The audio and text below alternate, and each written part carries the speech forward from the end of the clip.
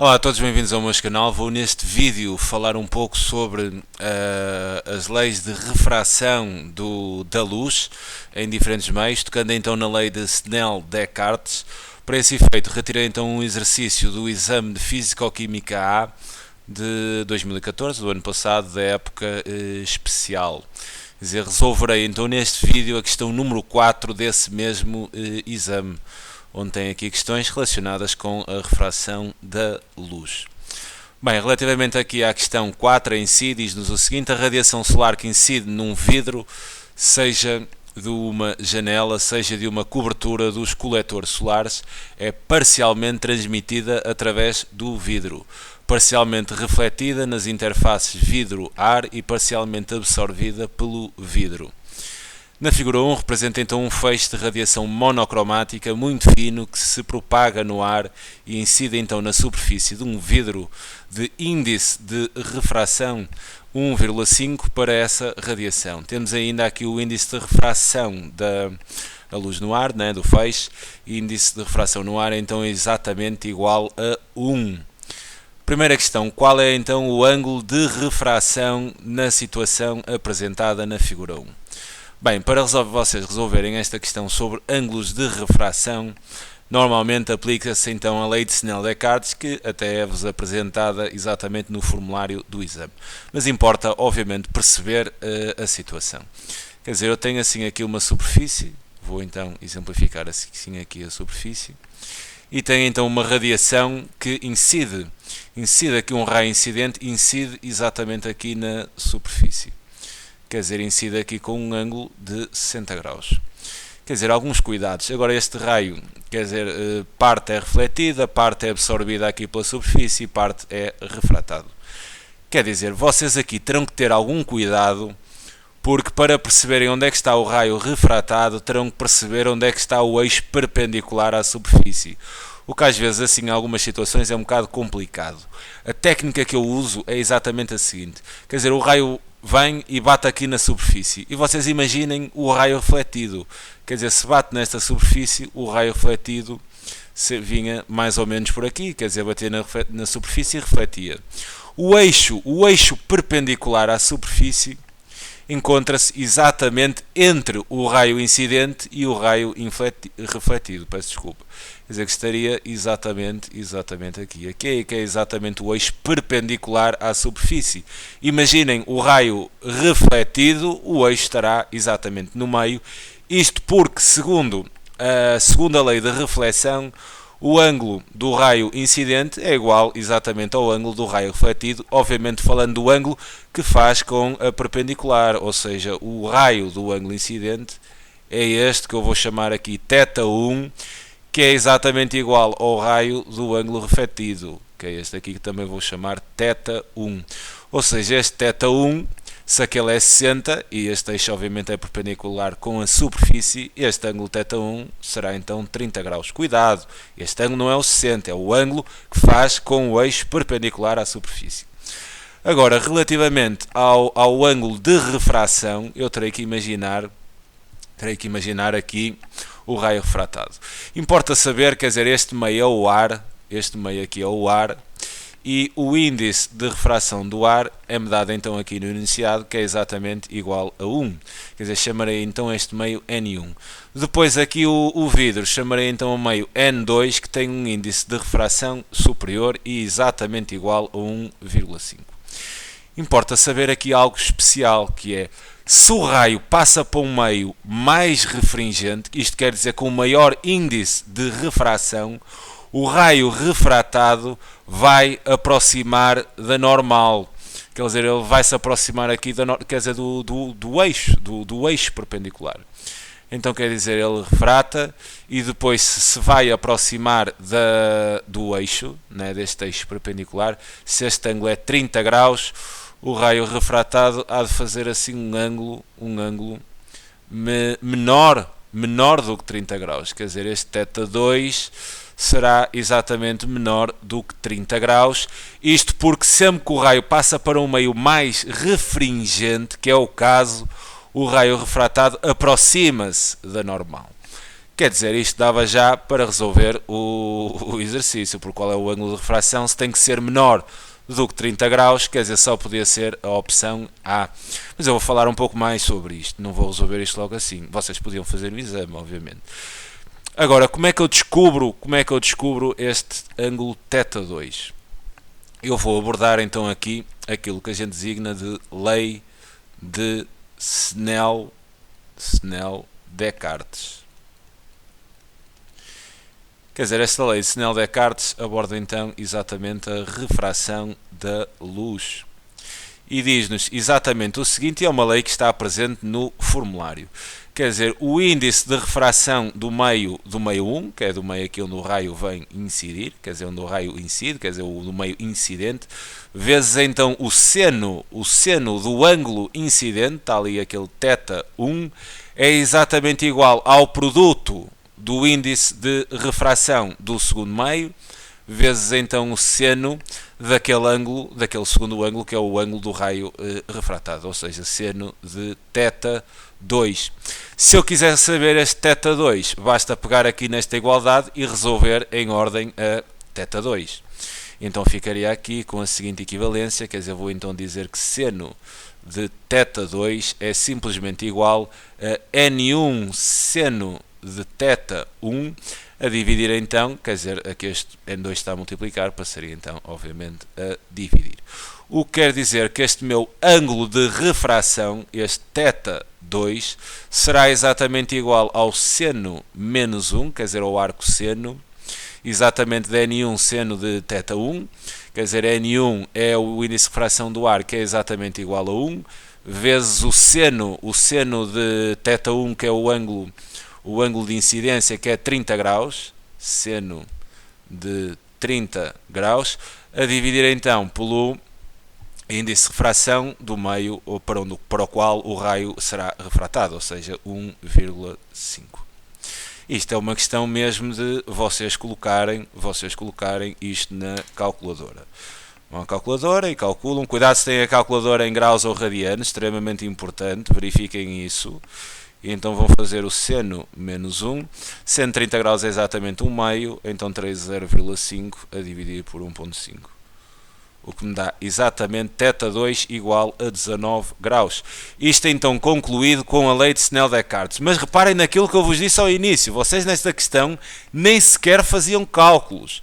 Se o raio é refratado para um meio com maior índice de refração, mais refringente, o raio aproxima-se da normal, quer dizer, aproxima-se do eixo perpendicular.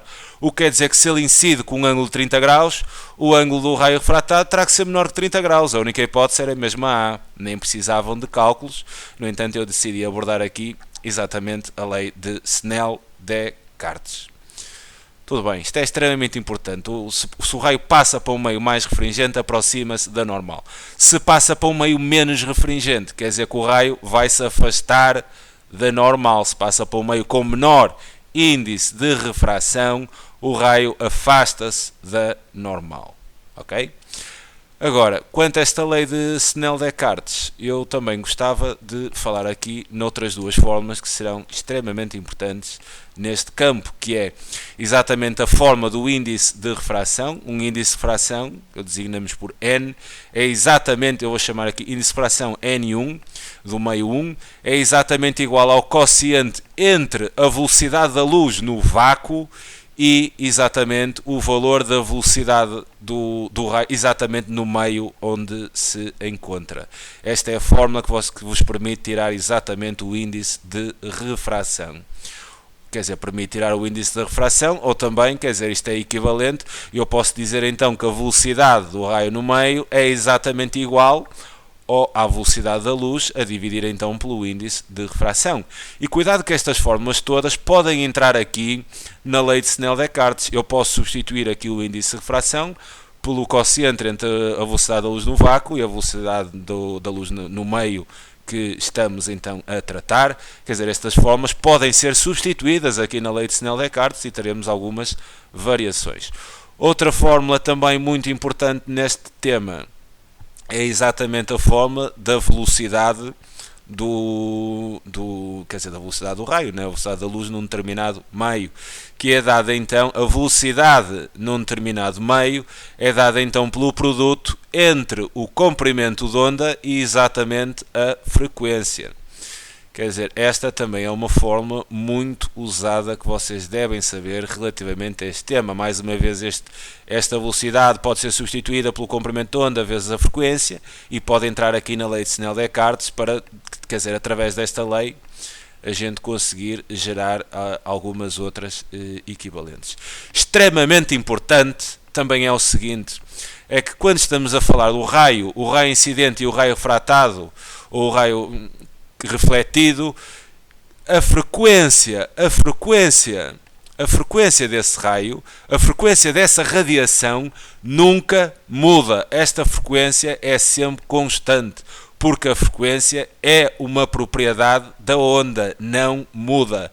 O que pode mudar é exatamente a velocidade e o comprimento de onda numa relação de proporcionalidade direta. Se a velocidade aumenta, o comprimento de onda também aumenta. Se a velocidade diminui, o comprimento de onda também diminui. Quer dizer, a velocidade e o comprimento de onda têm uma relação de proporcionalidade direta, porque a frequência da radiação é sempre constante. A frequência é uma característica da onda, nunca muda.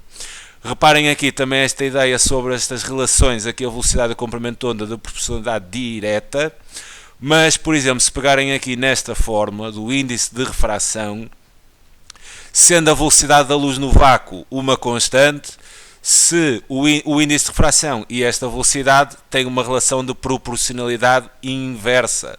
Se o índice de refração aumenta, a velocidade no meio diminui. Se o índice de refração diminui, a velocidade no meio aumenta, ok? Extremamente importante estas relações e estas duas formas a acompanhar a lei de Snell-Descartes, ok? Bem, vamos avançar.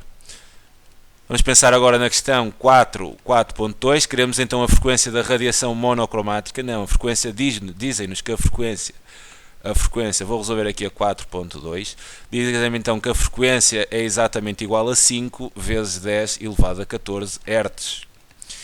Quer dizer, calcula então o comprimento da onda dessa radiação quando se propaga no vidro. Certo? Quer então o comprimento de onda quando se propaga, da radiação quando se propaga no vidro. Tudo bem. Se eu quero o comprimento da onda, eu vou pensar assim aqui nesta fórmula da velocidade. Certo? Que é exatamente velocidade. Neste caso, vamos estar a falar da velocidade, mas se é no vidro, então vou estar a falar da velocidade aqui no segundo meio, ou seja, V2. V2 será então igual ao comprimento de onda no vidro, que vou chamar comprimento de onda 2, vezes exatamente a frequência. Se eu quero então determinar o comprimento da onda, eu posso pegar nesta fórmula e referir então que o comprimento da onda no vidro, que será o segundo meio, é exatamente igual ao valor da velocidade da luz no vidro a dividir pela frequência. Quer dizer, eu tenho a frequência, preciso então, para fazer o cálculo do comprimento de onda, de saber qual é a velocidade da luz no vidro. Então vou determinar a velocidade da luz no vidro, aplicando, então, eu tenho o índice de refração no vidro, tenho a velocidade, quero a velocidade da luz, vou aplicar então a fórmula do índice de refração, ou seja, o índice de refração no vidro é exatamente dado pelo quociente entre a velocidade da luz no vácuo e exatamente a velocidade da luz no meio, ou seja, no vidro. Se eu quiser calcular então a velocidade da luz aqui no vidro, basta que trabalhe aqui esta fórmula, dizendo que a velocidade da luz no vidro será simplesmente igual à velocidade da luz no vácuo a dividir pelo índice de refração do vidro. O que quer dizer que a velocidade da luz no vidro será igual, velocidade da luz no vácuo é 3 vezes 10 à oitava e o índice de refração no vidro é dado aqui no enunciado, penso que era 1,5, se não estou em erro. Exato, é 1,5, é só mesmo fazerem cálculos. a dividir por 1,5. Vou então calcular aqui a velocidade da luz no vidro, vou usar obviamente para isto a calculadora. Se bem aqui 3 a dividir por 1,5 dá 2, nem preciso. Divido 3 por 1,5 que dá 2 e fica então com a velocidade da luz no vidro, que é 2 vezes 10, exatamente levantado a 8 metros por segundo. Já tenho a velocidade, tenho a frequência, posso então retomar aqui o cálculo do comprimento da onda. Quer dizer, então o comprimento aqui da onda no vidro será dado então pelo quociente entre a velocidade no vidro, que é 2 vezes 10 à oitava, a dividir então pelo valor da frequência, que é 5 vezes 10 elevado então a 14. O que quer dizer então que aqui este comprimento de onda, fazendo os cálculos, agora sim vou à calculadora, tenho então 2 vezes 10 elevado a 8, e vou dividir então por 5 vezes 10 elevado a 14. O que me dá exatamente igual a 4 vezes 10 levantado a menos 7 metros. E tenho então o comprimento da onda exatamente no vidro. Ok? E esta questão estaria então resolvida. Calculo o comprimento da onda da radiação exatamente quando se propaga no vidro. Está feito. Agora, relativamente à questão 4.3, é extremamente importante aqui esta ideia. O ângulo crítico na superfície de separação do vidro-ar considerada é exatamente 42 graus. Quer dizer, este ângulo crítico é o ângulo para que exista reflexão total. A partir deste ângulo, qualquer ângulo de incidência maior do que este ângulo crítico, dá-se o fenómeno de reflexão total. Ocorre então reflexão total na superfície quando a radiação, propagando-se inicialmente, agora cuidado, quer dizer, propaga-se no ar e incide segundo esse ângulo um ângulo superior a 42, propaga-se no ar e incide um ângulo de incidência inferior a 42, quer dizer, será superior. Agora aqui esta questão é extremamente importante, é a questão do meio. Quer dizer, eu vou abordar então assim aqui esta questão. Extremamente importante esta questão. Quer dizer, isto usa-se muito em fibra óptica, o fenómeno de reflexão total. Então eu tenho assim aqui a superfície, quer dizer, tenho assim aqui o índice de refração do ar, tenho aqui o índice de refração do vidro. Para vos explicar exatamente a ideia, quer dizer, o raio incidente bate exatamente aqui. Bate exatamente só pôr isto com algum rigor, pelo menos algum rigor. Quer dizer, aqui está o eixo perpendicular à superfície. Quer dizer, o ângulo de incidência, quer dizer, o que é isso do ângulo crítico? Em primeiro lugar, vamos ter aqui cuidado com uma coisa. Quer dizer, eu vou chamar a este N1 e vou chamar a este N2. N1, que é o índice de refração no ar, é igual a 1, e N2, que é o índice de refração no vidro, é exatamente igual a 1,5. Reparem, quer dizer, eu tenho aqui um ângulo θ, e depois o raio refratado. Isto é extremamente importante. Quer dizer, vocês passam para um meio mais refringente. Se passam para um meio com maior índice de refração, quer dizer que o raio refratado vai se aproximar da normal, independentemente deste ângulo θ1. Chamarei aqui θ2, aqui θ1, onde θ2 é exatamente menor do que θ1, porque se passam para um meio mais refringente, o raio aproxima-se do eixo perpendicular à superfície. Agora reparem uma coisa, é que se eu quero que exista o fenómeno de reflexão total, quer dizer, o fenómeno de reflexão total, quer dizer, o raio incide e depois é totalmente refletido, quer dizer, nada é refratado. Por exemplo, isto é uma ideia muito utilizada na fibra óptica, onde o núcleo é feito normalmente em vidro e nós queremos que a informação se centre sempre no núcleo, ou seja, que reflita, que exista reflexão total dentro do núcleo, não se refrate nada para o revestimento. Mas quer dizer, aqui estamos com um problema, porque se ela passa para um meio mais refringente, o raio refratado vai aproximar da normal. Mesmo que eu entre aqui com um ângulo muito... Eu posso meter aqui o ângulo que eu bem quiser, que se o raio refratado se vai aproximar da normal, neste caso, nunca se dará o efeito de reflexão total. O que eu quero é que o raio se afaste aqui do eixo perpendicular. Eu quero que ele bata e que se vá afastando. Ou seja, então este caso não vai funcionar. Não vai funcionar. Eu terei que pensar aqui numa situação exatamente inversa. Ou seja, que passe assim do vidro para o ar. E já vos vou dar aqui uma melhor ideia do porquê desta situação do fenómeno de reflexão total. Quer dizer, eu tenho assim aqui o raio incidente, vai então incidir aqui na superfície com determinado ângulo θ1. Reparem agora numa situação, quer dizer que este índice de refração N2 é maior do que N1, ou seja, o raio incidente, ao ser refratado, passa para um meio menos refringente. E se passa para um meio menos refringente, quer dizer que o raio refratado se vai afastar quando passa para um meio com menor índice de refração, quer dizer, ele afasta-se do eixo, criando assim aqui um ângulo θ2, onde este θ2 será sempre maior que θ1. Então qual é que é a ideia deste fenómeno de reflexão total? Eu vou aumentar este ângulo incidente, quer dizer, vou aumentá-lo, por exemplo, agora tinha assim aqui um ângulo maior que θ1, de forma a que o raio refratado afaste tanto da normal que aconteça numa situação limite exatamente o fenómeno de reflexão total, quer dizer, nada do raio é refratado. É este ângulo onde isto acontece, a gente chama de ângulo limite. E todos os raios incidentes que incidam com um ângulo superior a este ângulo limite, há de dar-se então o fenómeno de reflexão total.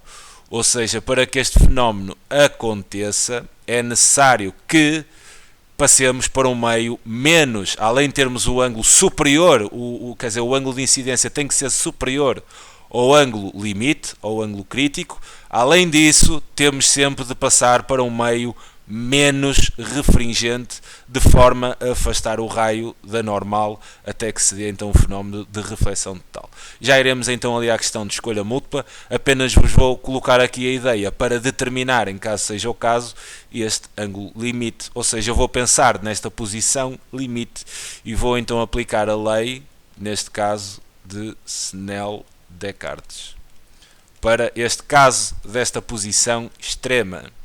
Então o que teria aqui era o seguinte, quer dizer, vou aplicar a lei, então quer dizer, N2 é o meio incidente, quer dizer, N2 seno de θ limite, que é o ângulo limite, é exatamente igual a N1 seno de θ. Neste caso eu vou chamar este ângulo assim, o meu θ, quer dizer, já chamei aquele 2, então vou chamar θ3.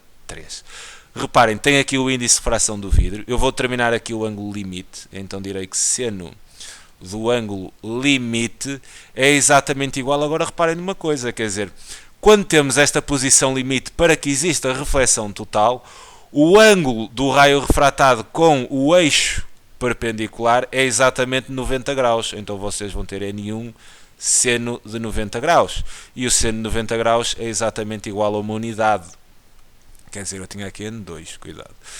Então é igual a 1, ou seja, isto vai ser exatamente igual ao índice de refração do meio, quer dizer, para onde o raio refrata. E então, se isto é 1, então eu vou ter que o seno do ângulo limite será exatamente igual a N1 sobre N2. E então, o ângulo limite será exatamente igual ao seno menos 1, exatamente do quociente entre estes dois índices de refração. O seno, quer dizer, o ângulo limite, é calculado através desta forma, através da lei de Snell-Descartes, mas dizendo que o ângulo refratado é exatamente 90 graus, nesta posição limite. A partir deste ângulo limite, se eu entrar aqui com um ângulo superior ao ângulo limite, quer dizer, dá-se o fenómeno então de reflexão total. Quer dizer, depois desta abordagem aqui, um pouco mais teórica, vamos então perceber qual é a linha, né? A opção na escolha múltipla. Vimos que teremos que passar do vidro para o ar, de forma a passarmos para um meio menos refringente, o que faz com que o raio afaste da normal até uma posição limite. Então, olhando aqui para a questão de escolha múltipla, o ângulo crítico é 42, terá que entrar com um ângulo superior a este, quanto a isto não há qualquer dúvida. Então só poderá ser a linha A, a opção A ou a C, e tem que propagar-se inicialmente, reparem, do vidro para o ar. Então se tem que se propagar do vidro para o ar, propagando-se inicialmente no vidro, incide, quer dizer, inicialmente no vidro, com um ângulo superior a 42 graus, quer dizer, só pode ser então a opção C. Fica então aqui esta abordagem à refração da luz, sobretudo esta lei de Snell, Descartes. Cuidado com estas ideias do ângulo limite, tem mesmo que ser a passagem para um meio menos refringente, de forma a afastar o raio fratado da normal, até uma posição limite, dando-se o fenómeno de reflexão total. Peço desculpa. Depois também tem que saber muito bem a lei de Snell-Descartes. Estas duas fórmulas são extremamente importantes. Vocês também podem substituir na lei de Snell-Descartes exatamente por estas fórmulas. Quer dizer, o N1 exatamente por o quociente entre a velocidade da luz e a velocidade no meio. Podem também substituir a velocidade da luz pelo comprimento de onda vezes a frequência e trabalharem aqui algumas equivalências na lei de Snell-Descartes. Extremamente importante, a frequência de uma onda é uma característica da onda, nunca muda. A velocidade e o comprimento de onda têm uma relação de proporcionalidade direta, se a velocidade aumenta, o comprimento de onda também. E o índice de refração e a velocidade no meio têm uma relação de proporcionalidade inversa. Ou seja, por exemplo, neste caso, quando eu passo para um meio com um índice de refração menor, o raio afasta da normal, mas se a velocidade aumenta, se o índice de refração é menor, a velocidade aumenta, tem uma relação de proporcionalidade direta. Fica então aqui a minha sugestão para este grupo 4 do exame da época especial de Físico-Química A, incide então na refração da luz. Espero que tenham percebido o vídeo. Alguma questão podem então deixar nos comentários. Reparem que esta questão 4.1, apenas com esta ideia, é por isso que é importante vocês percebam as coisas. Vocês perceberem esta ideia que o raio afasta da normal, afasta-se da normal, se passa para um índice, aproxima-se da normal, se passa para um índice de refração maior, resolviam esta questão sem cálculos. Ok? Estas coisas são importantes. Fica então aqui a resolução. Desde já um grande abraço a todos e obrigado. Até já.